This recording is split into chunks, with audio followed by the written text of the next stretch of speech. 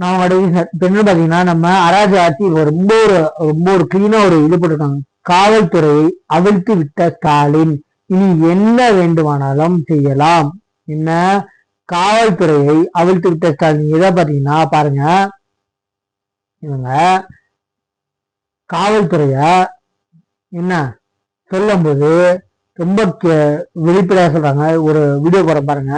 என்ன ஒரு இவங்க டிஎம்கே ஒரு தொண்டரான், பாம்பின் விஷம் பாம்பின் காது பாம்பறின்ற மாதிரி எனக்கு தெரிந்த டிஎம்கே பத்தி என்ன திருடு தானே பண்ணுவானுங்க, அது நாசுக்கா பண்ணுவான்னு சொல்லிட்டு டிஎம்கேட தொன்று பேசியிருக்காரு. அது வீடியோ பாருங்க, முழுசா பாருங்க, நம்ம சேனலை சப்ஸ்கிரைப் பண்ணிட்டு பாருங்க. அதே மாதிரி காவல்துறை 2 வீடியோ பாருங்க சரிங்களா, நம்ம சேனலை சப்ஸ்கிரைப் பண்ணிட்டு பாருங்க. தேங்க்யூ. அதே மாதிரி பாருங்க,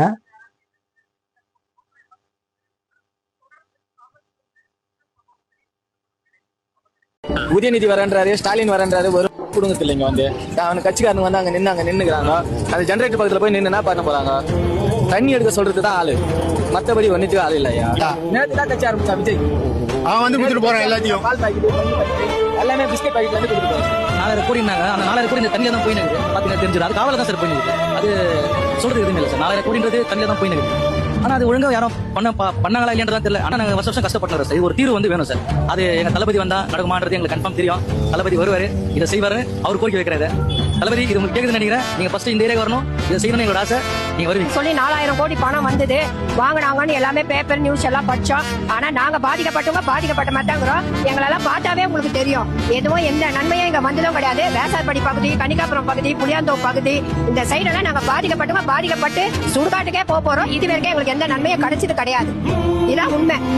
சும்மா செய்யறேன்னு வாங்க, மோட்டர் வச்சு அந்த நேரத்துக்கு தண்ணி எடுப்போம். அது கூட இந்த வருஷம் தான் இதை செய்யறாங்களே தவிர இது வரைக்கும் இந்த அளவு தண்ணியில போன இதுக்கெல்லாம் நாங்க போய்க்கணும் வந்துட்டாலும் ராக்கு மேலேயே நடந்து பெரம்பூர்ல தான் போய் சிங்கிள் டீ குடிச்சிட்டு வருவோம்.